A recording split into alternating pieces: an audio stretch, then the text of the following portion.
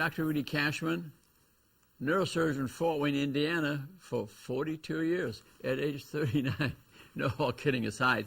You can also call me Dr. Rudy or Dr. Wellness or Dr. Second Opinion. Main reason being, besides being a neurosurgeon all these years, I found that 75% of the people I'm looking at, frankly, need a coach. So I decided to learn about coaching and good health habits. And this is going to be a wonderful series of 4 consecutive DVDs about diseases related to our national weight or obesity problem. The name of the show really is Weight of the Nation, Weight of the Nation. And we discuss the different ways of eating to help you make up your mind about plant products, animal products, and the health benefits of either one. We're going to discuss the vegetarian way of eating, where you don't eat meat products, a vegan way of eating, where you don't eat meat nor dairy products, a flexitarian, hardly anybody's heard of that, just my way of eating, Rudy's way of eating, where I'm about 80% vegan. I might eat some meat 2 days a week, occasionally 3, and occasionally none at all. So there's some flexibility. And the fourth way, a nutritarian, which is Dr. Joe Furman's way, high dense nutrient way of eating. He allows a little bit of animal products, so really he's flexitarian, but it's about nutrient density, and I'll explain to you what nutrients are so you fully understand it. What's best for me? I mean, this is the point, and we will have this information. You can make up your own mind, and I think you will find this very fascinating. This will be, like I say, 4 DVDs in a row. Let's look at the present situation, okay? 2/3 of Americans overweight. It's actually higher than that. We're approaching almost 70% now, and 33% of adults are obese. A very serious situation. 30% of children are overweight, and many of them now have type 2 diabetes, for example. And they'll have heart attacks at a young age, so this is a serious problem. Certain ethnic and racial groups have even higher rates. Yes. There are racial and ethnic groups where the rate is 90%. 90%. And it's because they're eating the wrong food. It's not a racial thing. It's not an ethnic thing. It's culturally you're eating the wrong food, and their bodies are exploding. They inherited the genes through evolution. And if they eat the mad, sad, toxic American diet, they become overweight, very seriously overweight, and of course get the accompanying diseases, which are very serious. We'll discuss those. So the rate of children's obesity is increasing, a very unfortunate thing. 40 million people have type 2 diabetes. That's where it's weight related, your body mass index, frankly, where you're making too much insulin versus type 1, where you don't have any insulin. And that is accompanying vascular diseases, heart attacks, stroke, visual loss, and we'll discuss that more. And we've got about 70 million people who are pre-diabetic. In other words, they're going to develop it. Next 10 years, we'll probably double the number. And it'll be extremely, extremely costly and result in a lot of heart attacks, strokes, and blindness. A devastating problem. And this is what I'm trying to work on. And you'll get the information to not only prevent it, but reverse it. Type 2 diabetes is reversible. I'll teach you how to do it. And so the U.S. has the highest rate of heart disease, strokes, and cancer in the world because we're eating the mad, sad, toxic American diet. Truth be known, though, actually South Korea is higher than us. Why is that? Because they're eating 40% white rice, which is sugar, and now they added 30% the mad, sad, toxic American diet. They're eating at the same restaurants with the same name in both countries, and up to 70% the wrong food. And the type 2 diabetic rate is exploding. Obesity is exploding. Diabetes in Korea is exploding. I know that because my dear friend, Dr. Joe Furman, who wrote a famous book, Eat to Live, was hired by the government to teach the physicians about proper eating to teach their patients. They paid them a lot of money to go over there. So their rate's higher than us. Very interesting. 90% of pre-diabetics who are going to become diabetic don't know it. And pre-diabetes causes a lot of illness and disease. So this is shameful. So we're going to teach you how to diagnose pre-diabetes. 79 million people have insulin resistance. That's where insulin cannot get the sugar into the cell because the fats in the blood can't enter it, prevent it from entering. And that's called insulin resistance, and they will become type 2 diabetes, a very serious problem. How did we get there? You see, what happened? I tell you honestly, when you get down to the nitty-gritty of it, it's animal products eating versus plant product eating. It's really where it's at. And I will explain that to you. And that's one of the reasons. Food is cheaper today than it was. It's a lot cheaper than it was years ago. It used to be a real big, significant part of the budget. It's not today. So even people in a poor economic situation with food stamps and things can buy a lot more food. And obesity is actually more common in the poorer population. Yeah, because with food stamps and food is so much cheaper because the government supports it. There's federal support for corn, wheat, rice, and sugar. Yes, the reason people can afford to eat meat 3 times a day is government support. Because the government support, they support especially the corn products, and these are used to feed animals, and that makes it all a lot cheaper. And that's another reason. Clever marketing. I mean, the marketing is so good, especially to children. Today, you know, they watch TV a few hours a day, and the marketing is extremely clever to get children to eat the wrong food, and as well as adults. So that adds to the obesity problem. Fast food, obviously, too. And personally, I like to start a chain of slow food restaurants. But fast food restaurants, which not completely, but they sell a lot of mad, sad, toxic American food, and their sugary drinks and their fatty foods.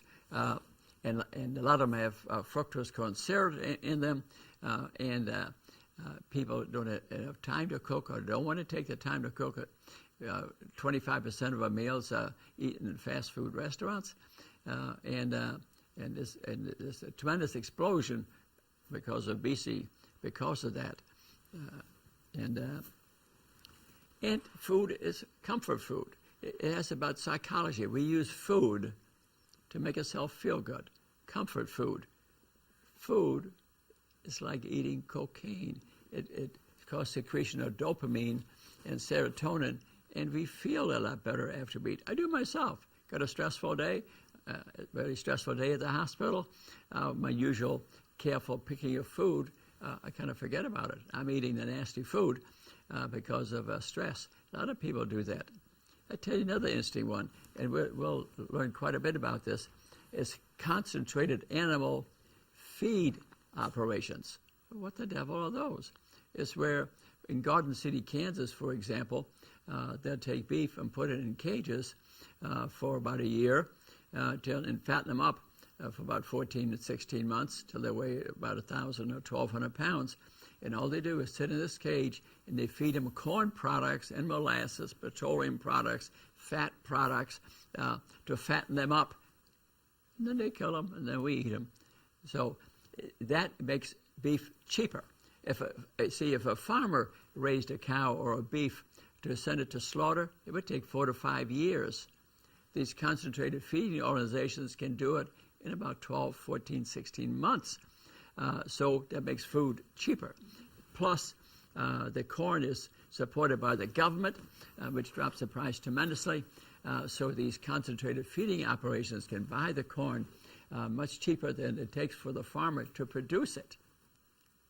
I realize that's perverse. Isn't it perverse? It is perverse, but that is the situation.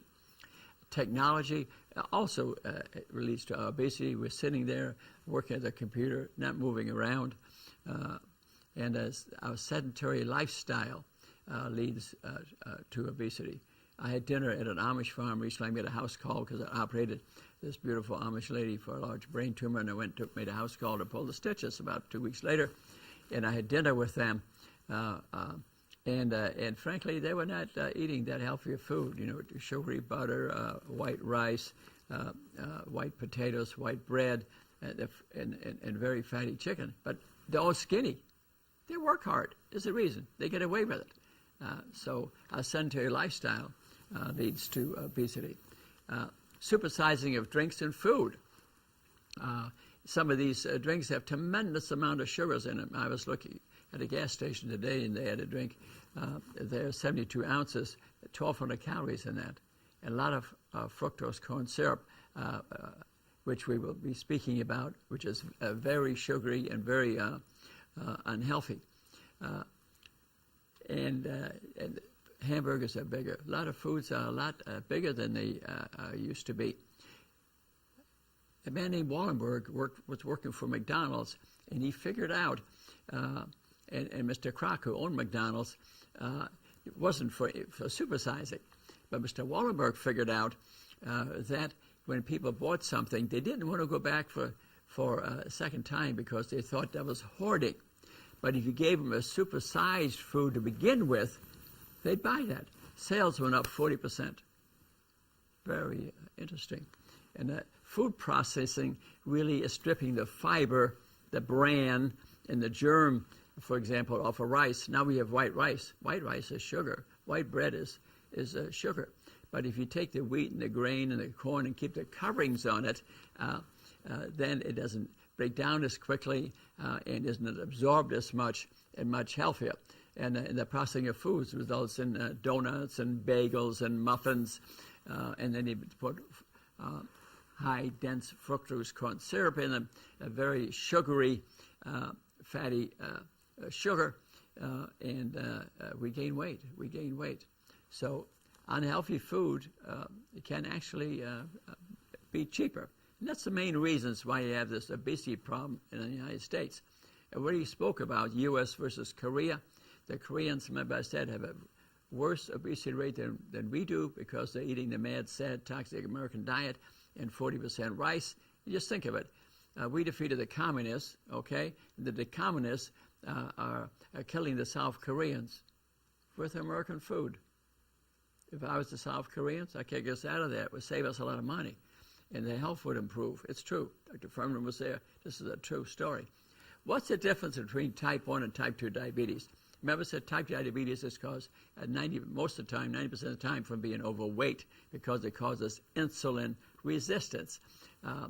You have these cells, and they have these receptor sites in them, and fat makes the receptors sticky, and insulin cannot get sugar into the cell to combine oxygen and sugar to make energy because the fat occupies these receptor sites. That's insulin resistance, which is the cause of type 2 diabetes. Type 2 diabetes is reversible 30 to 60 days. I wrote a book on it. I can do it in 60 days. Dr. Franklin House said 30 days. He wrote a book called The 30-Day Miracle. I have pictures on my cell phone of a lot of people that have lost their type 2 diabetes. Many patients don't know they can get rid of type 2 diabetes. They accept the medication. Here's the medicine the doctor gives them, and they think, oh, my blood sugar is normal, I have no diabetes. I say baloney to that. You can get rid of your type 2 diabetes with exercise and proper eating. Don't accept just a pill. Don't accept just a pill. And what I've been teaching really is myself, and we'll discuss it in more detail as time goes on, the non-diet. I don't recommend a diet. But I'm going to try to teach you a different food. I want you to eat nutrient-dense food, and I will teach you what nutrient-dense food is. And in my food pyramid, we'll look at that shortly and have a look at that. But I call mine the non-diet, not a diet, just a way of eating. Here's the BMI chart, the body mass index chart. That will help tell you whether you're obese or not. A healthy BMI, that's based on weight and height. And you should know what your BMI is. You should know the BMI of your children. If your pediatrician doesn't check the BMI of your child, then I get a different doctor. You need to have a BMI chart on every one of your children and yourself and get some idea. Healthy, 18.5 to 24.9. Overweight, 25 to about 30, 29.9. Obese, over 30. Morbidly obese, over 40. So that gives you some idea where you are on the curve whether you're in trouble or not. And obviously, if you got a pot belly, it's going to be high. It's going to be high. What about the number of fat cells that we have in us? We have billions of cells in our body, and a lean person has about 40 billion fat cells. An obese person, 120 billion.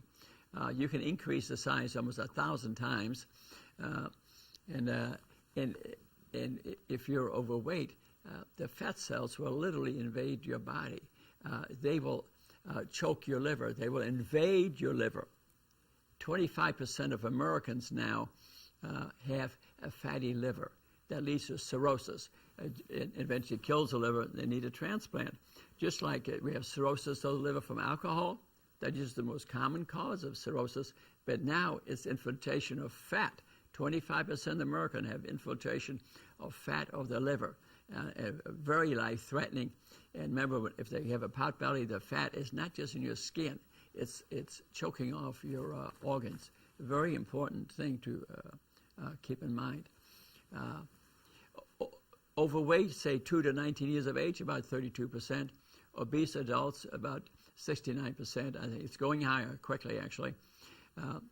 It used to be, the last 10, 15 years, more of almost a disease of poverty. People are sitting around more. They have this thrifty gene through evolution. What's a thrifty gene? We have in our body about 100 genes that want to tell us to keep on eating, because years ago, food was a problem. So every time they saw fruit or beans or an animal, they would eat the whole darn thing and store it, even become fat, because they might not eat again for a month. Those are the people that survived. They lived. They were selected through evolution. They still have that gene today.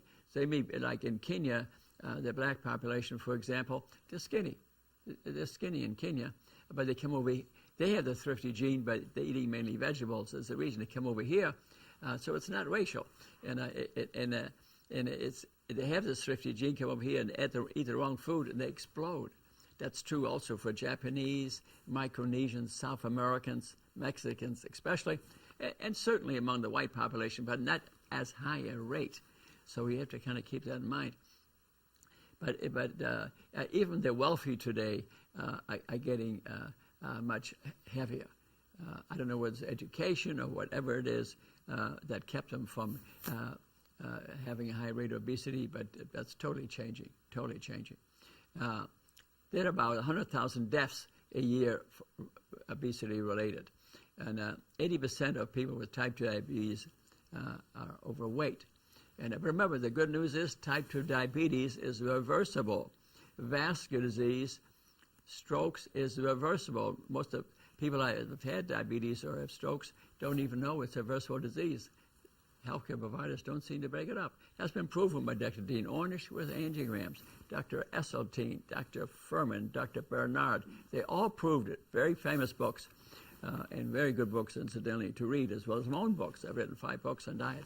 You can find them on Amazon. So what are the illnesses related to obesity? Vascular disease, well, you talked about that. Arteriosclerosis. If your insulin level is up, it causes damage to your arteries and builds vascular disease. Diabetes especially attacks the small vessels of the eye, of the heart, the kidney, and to the nerves. So diabetics more likely to get blind. By the time you're diagnosed as type 2 diabetic, 30% of the people already have significant visual loss. Yes, yes. If you start getting numbness in your legs and you have diabetic neuropathy, what's the next step? Amputations. So it's very important to not just accept the medicine, it's to get the weight off, and I want you to get rid of the disease. I don't accept vascular disease. I don't accept type 2 diabetes. Neither does Dr. Ornish. Medication alone will not do it, although sometimes you have to take a statin or something, but first get your weight down. Then if you need some medication, fine.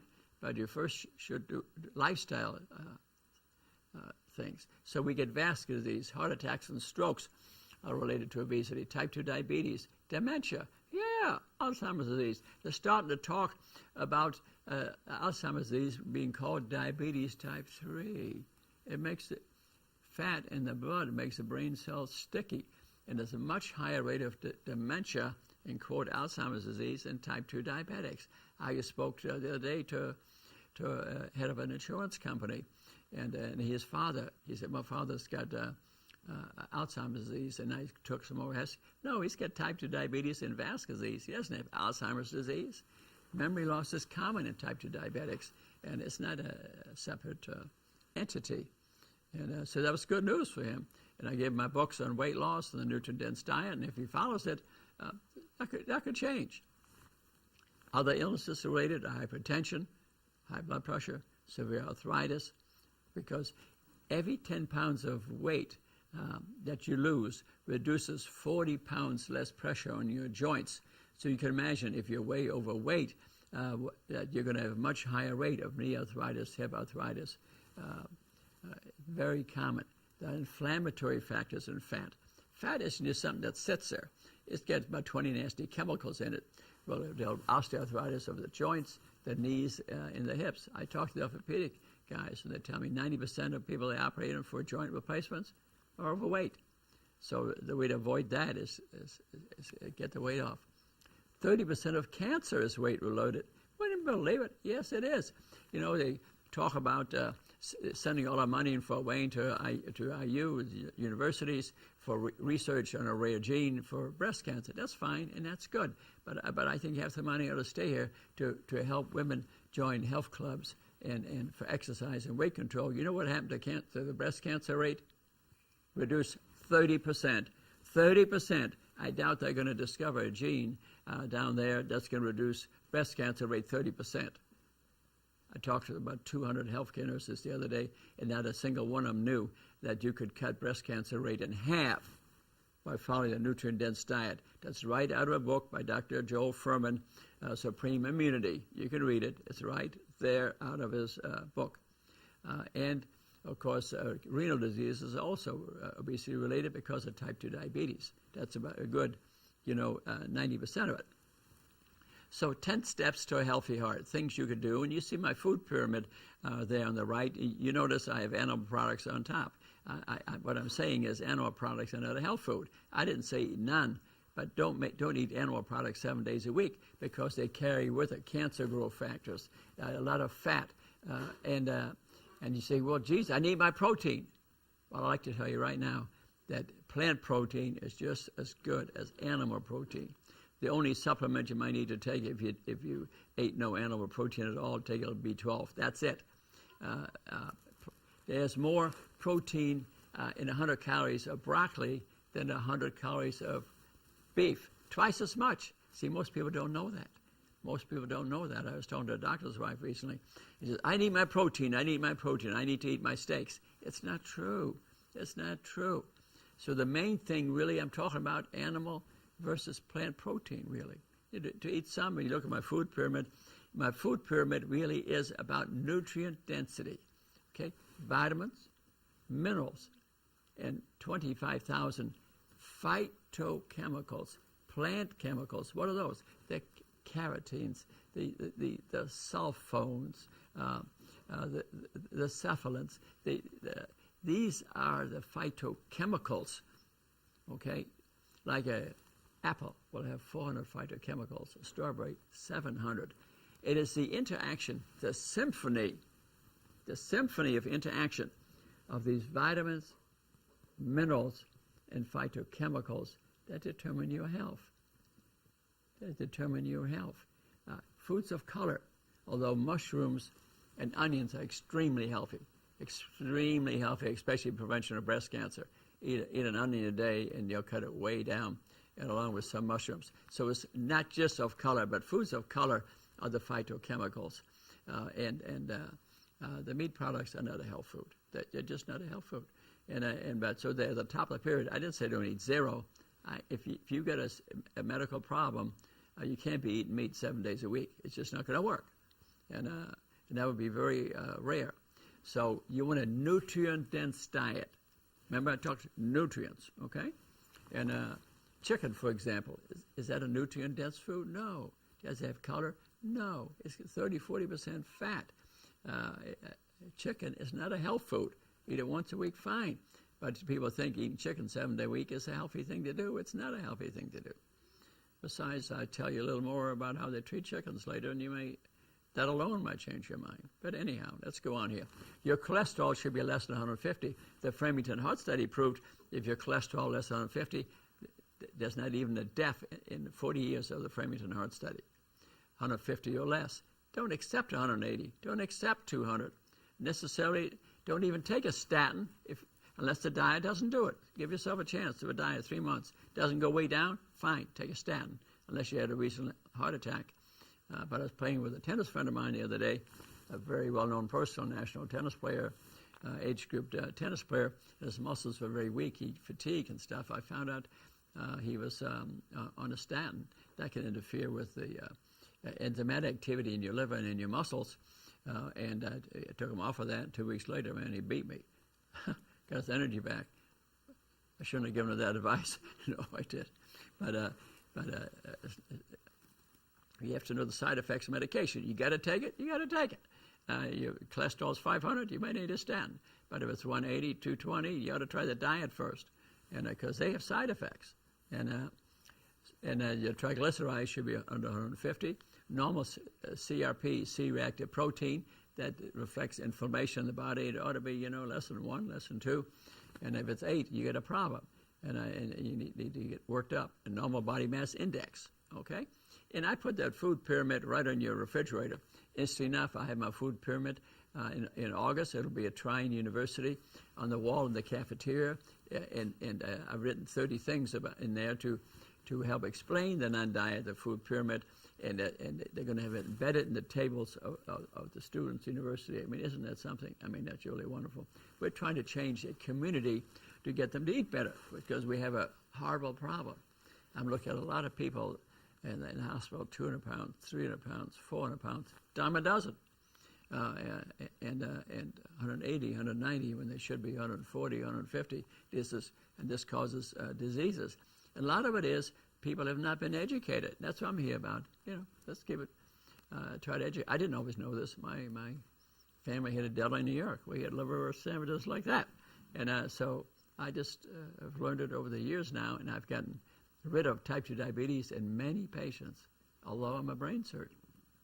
I lectured probably 3-4 times today to patients I saw in the clinic, talking about DVDs and books and audiobooks I got, things for them to read. I'm an educator. Let's continue other steps you can take. Exercise 5 days a week. And by that I mean walk 30 minutes. I'd be happy with that. Or if you're partially disabled, walk 15 minutes. Walk about 15 minutes. And practice stress reduction. Why? Because that big pot belly is a sign of a stressed out individual. And the reason being is that you increase stress causes secretion of ACTH from the pituitary gland. It stimulates your adrenal gland that's above the kidneys, and it releases cortisol, and cortisol stimulates your appetite. And you feel like the tiger's running at you when you start eating to get energy into you. But there's no tiger. You're sitting on a couch eating potato chips. So stress can indeed cause you to overeat. And you have to be careful about that. And you want a normal blood sugar. And it's spirituality, relaxation. Dean Ornish talks a lot about that, about love and spirituality and yoga and meditation, very good things to relax us.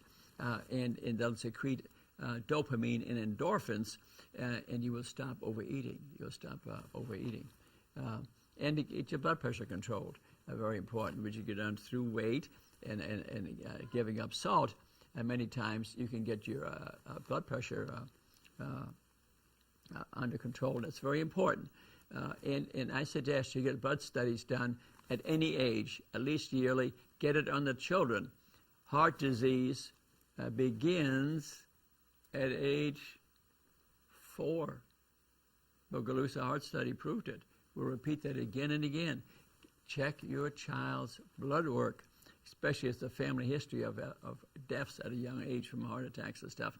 Every child should get their blood work checked, not just diabetics or family history. Every child, because heart disease begins at a very young age, and it can even begin in a skinny child, okay? Fatty liver, we talked about that already. 25% of Americans have a fatty liver. It's infiltrated with fat. You get a scan, and you see the fat, it chokes the liver off, and it's called cryptogenic cirrhosis. 25% of Americans have it, and that will cause insulin resistance. So guess what that's going to lead to? Remember, type 2 diabetes, which is a serious disease. Let's talk about cancer a minute. Remember I said fat has in it 20 nasty chemicals. And these chemicals can cause inflammation, they can damage the DNA, and you can develop a cancer. There's a higher rate of kidney, colon, esophageal, breast, and prostate cancer in overweight people. Yeah. So that's because that fat doesn't just sit there. It's a gland. It secretes a lot of nasty chemicals. We talked about dementia, increased rate of dementia, Alzheimer's disease from obesity. 70% increase in the rate of dementia and Alzheimer's disease if you're overweight, okay? Obesity causes decreased functioning of the brain because of this cell damage and memory problems. And it's not many times dementia or Alzheimer's disease, it's what they're eating, just like I spoke about earlier, this gentleman. Sleep apnea is another one where fat can get, if you're getting too obese, gets stored around the neck and it chokes you. And you go to the sleep center and they want to put this apparatus on you. And that doesn't look too pleasant to me, the ones I've seen, but it's helped a lot of people. But I'll tell you, the first thing though, I would think that a person should do if they want to do that is to lose about 10% of your body weight, and you may not need that machine, because the fat in the neck is the first thing to go away. I did have one of the neurologists tell me that every patient they had with sleep apnea, it was due to obesity. Yes, they're all obese, he said. Well, then why didn't he send them to me? Because I know how to teach to get rid of the weight by nutrient-dense eating, not even a diet, not that hard.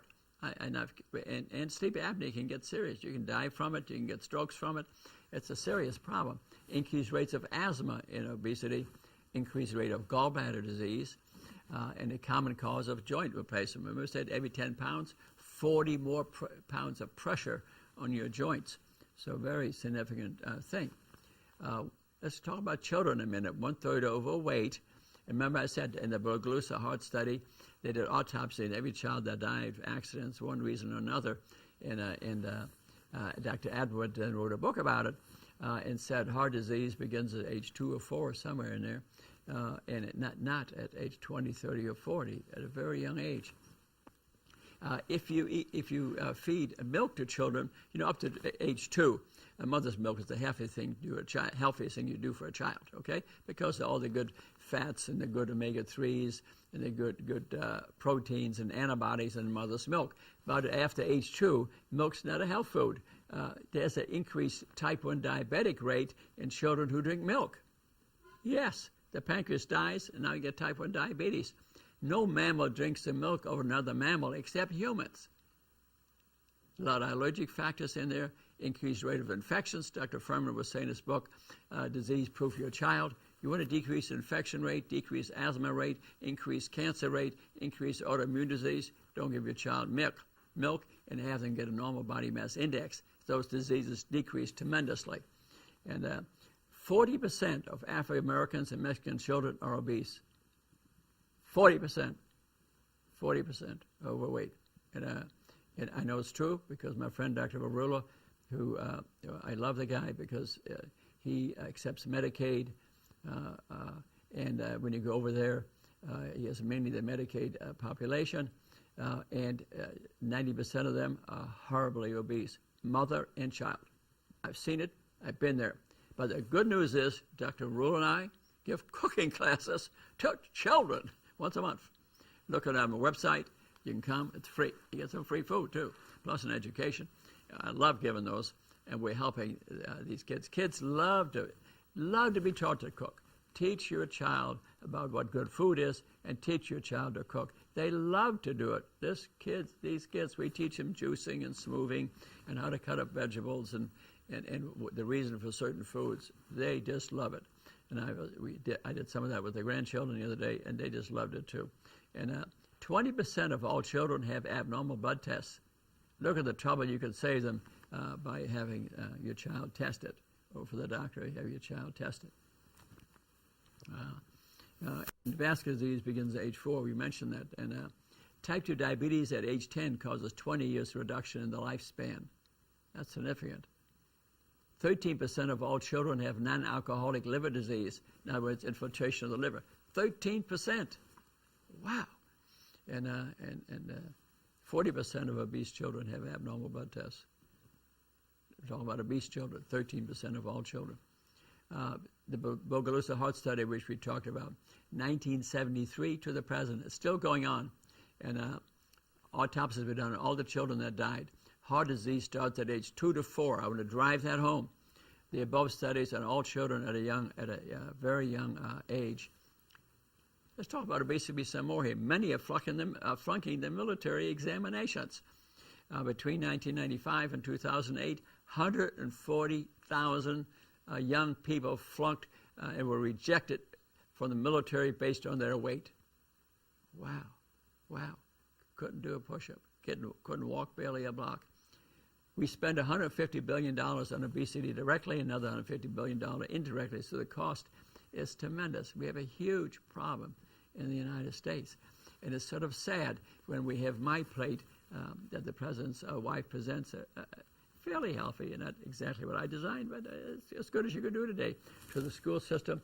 And meanwhile, the Congress and the president signed the Farm Bill, which cuts the price of corn in half, which is used to feed animals, and then we eat steak 3 days a week and killing ourselves 3 times a day and killing ourselves with meaty products. It's perverse. It's perverse. Let's review again the secret of the non-diet. Remember I said the secret of the non-diet? Nutrient density, vitamins, minerals, phytochemicals. They're at the bottom of this food pyramid. And vegetarian doesn't eat meat, but will eat dairy. A vegan doesn't eat meat or dairy. A flexitarian, like myself, I'll eat meat a couple of times a week. Sometimes a little more, sometimes a little less. My weight's 145. It's normal, so I don't have to be that pick and choosy. But these are different ways of eating. And nutritarian, Dr. Furman, nutrient-dense food. If you eat a flexitarian, nutritarian way of eating, vegan way of eating, you're going to live to be 100 unless you get fall out of an airplane and get hit by a Mack truck. And you'll avoid most of the diseases, and you'll hit 100 with a sound mind. With a sound mind. So decide. And if you have trouble stopping eating a lot of meat products, I'll tell you a little bit about the life of a chicken and the life of a pig and the life of a cow, and maybe that'll help you make up your mind. I'm just saying the facts. I'm disparaging anything. I'm just stating you make up your mind as to what you want to do. And I'm just trying to inform you. So our national eating disorder, Dr. Atkins, high animal protein diet, remember that? And you notice he died at a young age, for example. It doesn't work.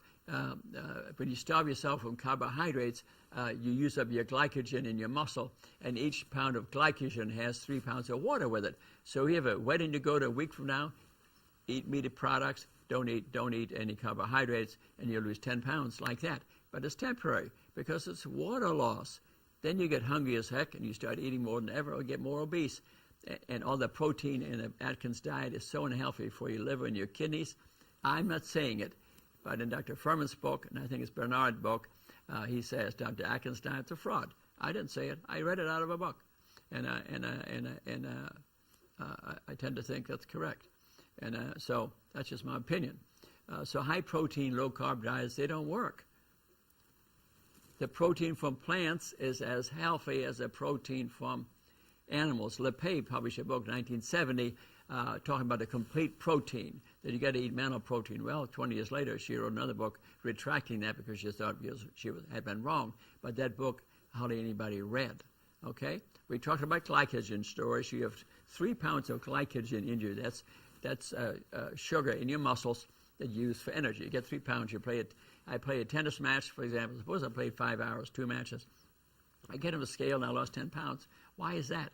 I use up my 3 pounds of glycogen, and each one has 3 pounds of water, and I've lost 10 pounds. That's not weight loss, for Pete's sake. Then I drink the water back, and 2 days later, maybe I lost a pound, half a pound. Okay, so and there's no scientific proof for the high protein diet. It's totally ridiculous. Plant protein is much healthier. No fat, no cancer growth factors, no oxidants. And plant protein is a lot healthier. And America's in love with animal meat. You just look around the restaurant, you look at it. They're totally oblivious as to what's doing to the health. And I think because Americans are kind people, if they really knew what they do to animals to put on your plate, I suspect they would cut back on it. I really do. And I know what they do, and I'll hit on it periodically. Not to be disparaging, just to let you know what's happening, what's really happening. So our national eating disorder is eat too many meat products. We eat meals in our cars 1/3 of the time. We're a fast food nation. We need slow food. I like to, personally, if anybody would like to work with me, I like to open a chain of slow food restaurants. I really would. If I have the time, if someone else would like to do it, I'd join them. And we're supersizing everything. Remember, we talked about Wallenberg watching people eat. I stop at a gas station today just to read the labels of these huge drinks that are 1,200 calories and 72-ounce drink that I saw today, and I saw somebody buy it. He's going to drink it while he's on the road. And no wonder, because I stop at a truck stop to have breakfast sometimes because of my way to a clinic in Ohio. And I've resuscitated 3 people there over the last 10 years. And truck drivers have a lot of problems with obesity because they sit there all day and they're eating the mad, sad, toxic American diet and killing themselves. And they just don't know. They have not been informed by their association, maybe by their physician, as to what proper eating is, because they're the most lovely of people. I love those truck drivers. But again, I've resuscitated 3 of them from heart attacks, and one not too long ago. The French in the American paradox. The French eat some nasty food, but seem to be still fairly skinny. They eat it small amounts, little pâtés, little things, not big things, and they exercise a lot. It's like the Amish. They eat some nasty food, actually, but they're skinny because they work very hard. I visited an Amish lady recently with the brain tumor I was talking about, and the neighbor lady who will get the phone number from to get there, who's not Amish but eats their food every day but doesn't work like the Amish, and she came over and sat next to me at lunch. She was the only obese person in the room. She doesn't work. That's the reason. So you can get away with bad food if you work like anything, but most of us don't work 12 hours a day, okay? So we have the omnivore's dilemma, whether to eat meat, whether to eat plants, or what combination. So I want you to understand it. Make up your own mind. And I want you to understand the differences between plant food and animal food and how they do it. We're going to talk a lot about farming when we get done with these. So we have slow and fast food.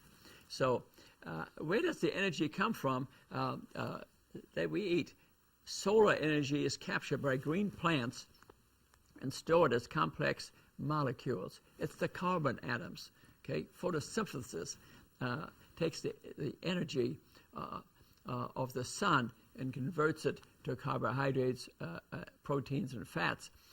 And actually, in corn, 90% of the energy in a kernel of corn came from the sun. Only 3% from the soil. Very interesting. So a food chain system of passing calories that then we convert the calories in plants to proteins by feeding the beef, with the corn, with the carbs, and then concentrates it. Now you can make protein. But remember I said, plenty of protein in plants. Beans are 30% protein. Beef is 30% protein. So we don't need to eat beef to get protein. So industrial agriculture completely supplanted the reliance on the sun. We now add energy to corn, for example. We fertilize it and make it grow quicker. You know where a lot of the furniture comes, ammonium nitrate, where a lot of that comes from? petroleum products in the ground. Yeah, of course the sun formed that millions of years ago, but we are putting petroleum products on the cornfields in Iowa. Yes, a man wrote a book, Omnivore's Dilemma, and he mentioned that in his book. When you eat a bushel of corn, you're eating about 25% petroleum product. Would you believe it? Would you believe it? But it's true. So the food chain now includes energy from fossil fuels. Yes. Yes.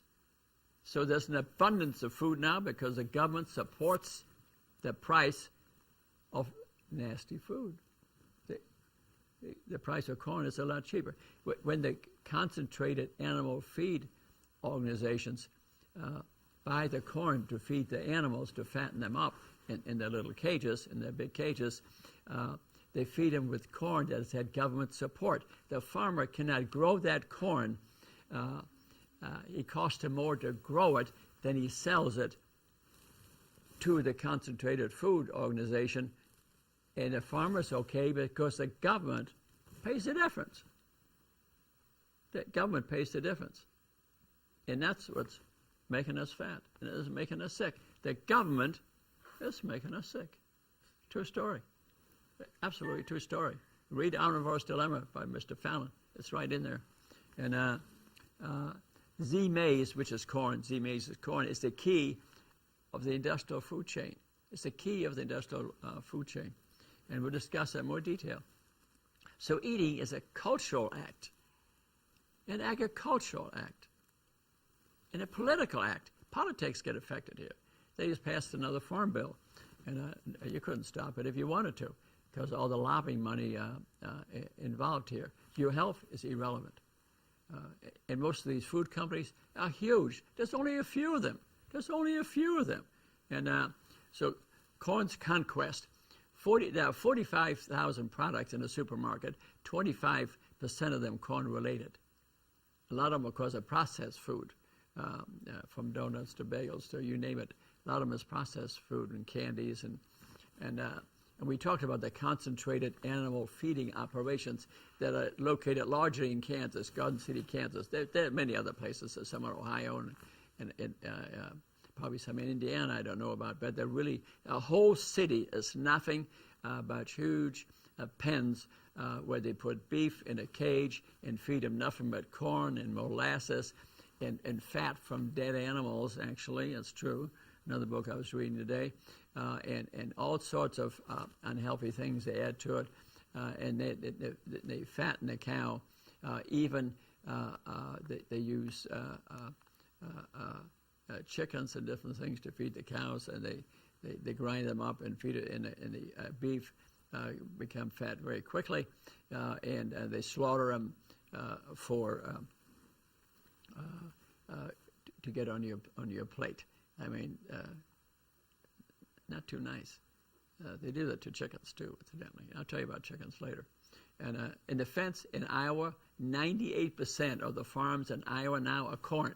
They don't even rotate it to beans anymore because there's not a lot of money in beans. The money is in corn. Corn has 150 to 300 kernels cob, but you can only get about 50 kernels of beans.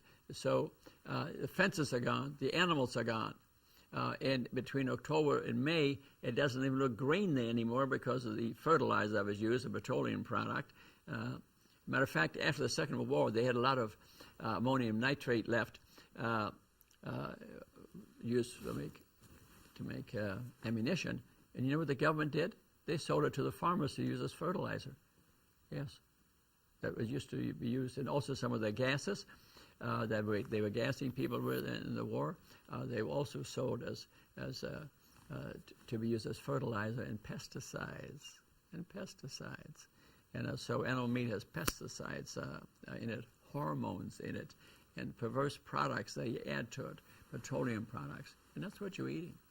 Yeah. And no animals on the farms in Iowa anymore. They raise the beef for 6 months out west, and then they put them in a cage for 2 months to teach them how to eat corn because they used to eat grass.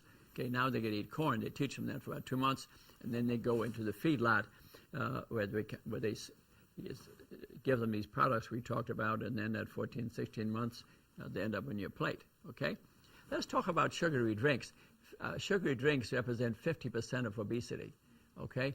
A lot of it has to do with high fructose corn syrup, HFCS. You hear about it. It actually is patented.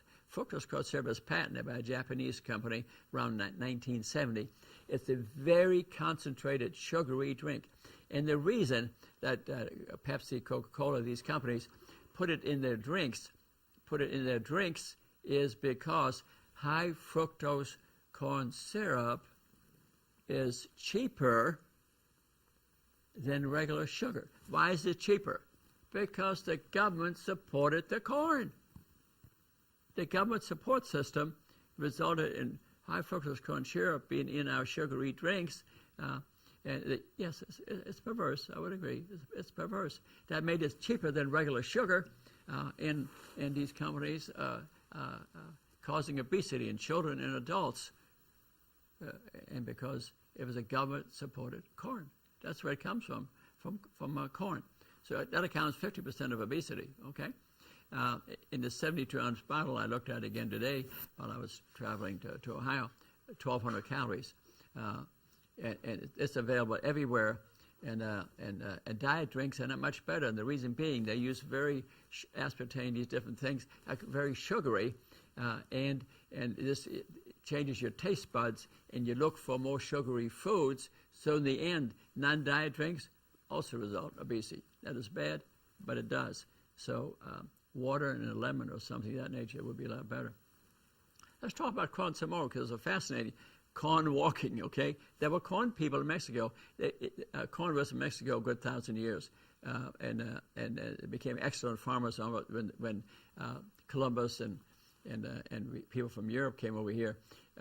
The Indians taught them and how to grow corn.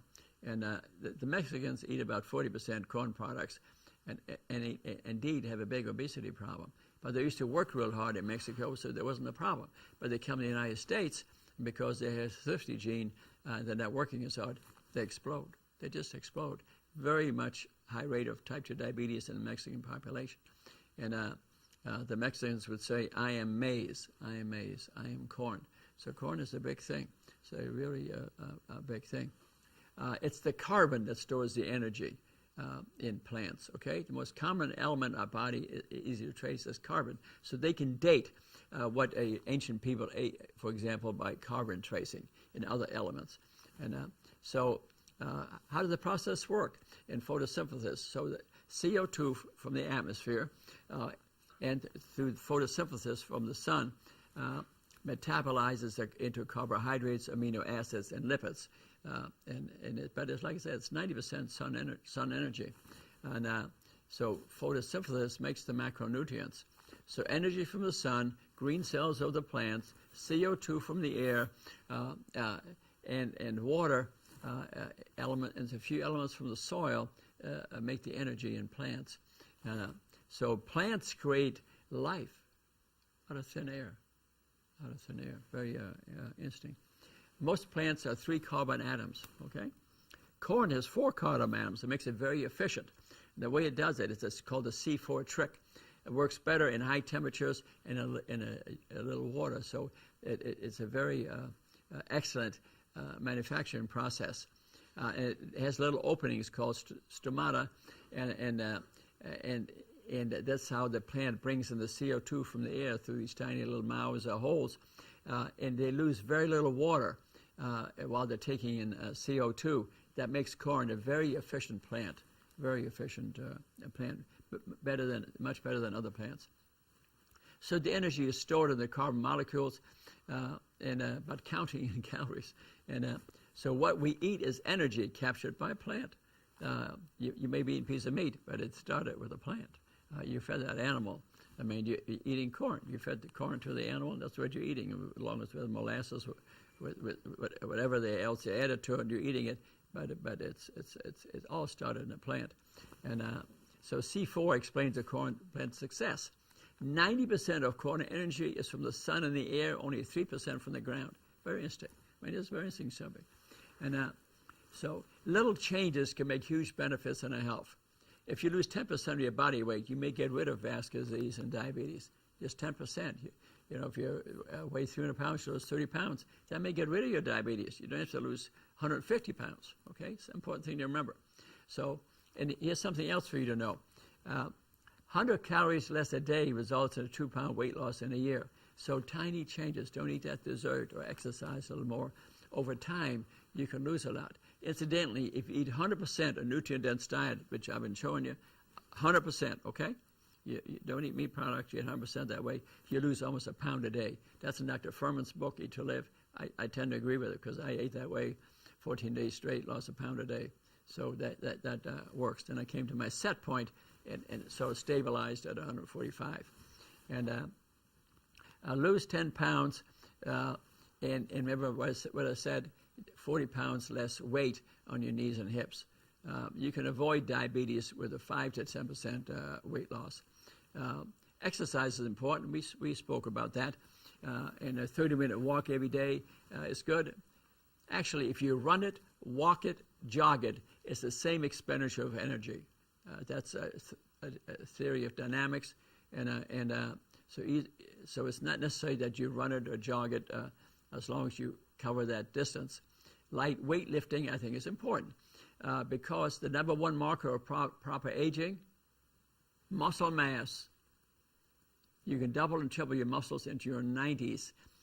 That improves the oxygen and sugar metabolism and takes it easy on your heart. So improving muscle mass is very important to improve heart health, body health. And the most common cause of an injury at any age is a fall. So if you improve your musculature, your balance, you're much less likely to be injured, and you improve the metabolism of your body. And just listen to this. Only 3% of adults meet the minimal physical requirements. Wow, kind of sad. 60% of adults don't break a sweat. But remember what I said, little change, big results. If you exercise 10 minutes a day, that alone would give you some results. Remember what I said, small changes add up over time. They add up over time. And I say, when people say to me, I can't exercise, I show them a picture I have of my wheelchair tennis team. I have a wheelchair tennis tournament once a year. They come from 5 states, and some came from California. 31 of them, all look perfectly fit. Perfectly fit. And I say the other thing is, if you can't move, then dance in place. I was dancing with the stars last year. I loved it so much. I still do it. Dance in place. Get your body moving. That's exercise. So we have no excuse not to exercise. Why we are fat. Dinner plates are 30% bigger. We're eating supersized portions. We talked about that. Look at the portions that are handed out today. It's unbelievable. And today, matter of fact, I ate lunch with a pain doctor in Defiance, Ohio, a lovely person. But clearly a lovely person. And I ordered a mushroom sandwich. I told her no cheese. And it came then with a big bun and had the cheese on it. Make her take it back. And I said, why don't you bring me back the mushroom and onions and tomato? And it came back. It was so beautiful, I took a picture of it. It was beautiful. It was delicious. Don't need the bun. Don't need the cheese. Now, that is very healthy, what I ate. That's nutrient dense. Okay? That's nutrient density. And we are wired to eat more. We have 100 genes in us through evolution to keep good food at us because we think there's scarcity and we think that we are going to die. So that's important. So we're programmed to love food. So some genes today, we have the same genes today as we had 150 years ago. So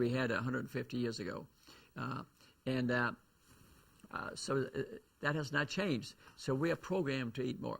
So sort of summarizing the whole thing, remember we spoke today about vegetarian diet, vegan diet, flexitarian diet, nutritarian diet. I mean, pick what fits best for you and your situation. You're dying of heart disease, you need to be a vegan. You're of normal weight, your blood sugars are normal, for Pete's sake. You could be a flexitarian or even eat more meat than that. It depends strictly on your situation. Our next 3 DVDs will cover We'll go into farming quite a bit more. Frankly, walk on a farm, tell you about animal life, plant life, because I think the more I can educate you about the food, that we're eating, the better. Thank you very much for listening to the show, and I hope that you work with the rest of our shows, and we'll have about 3 more. And I really appreciate you watching us this evening. Namaste. I love you all.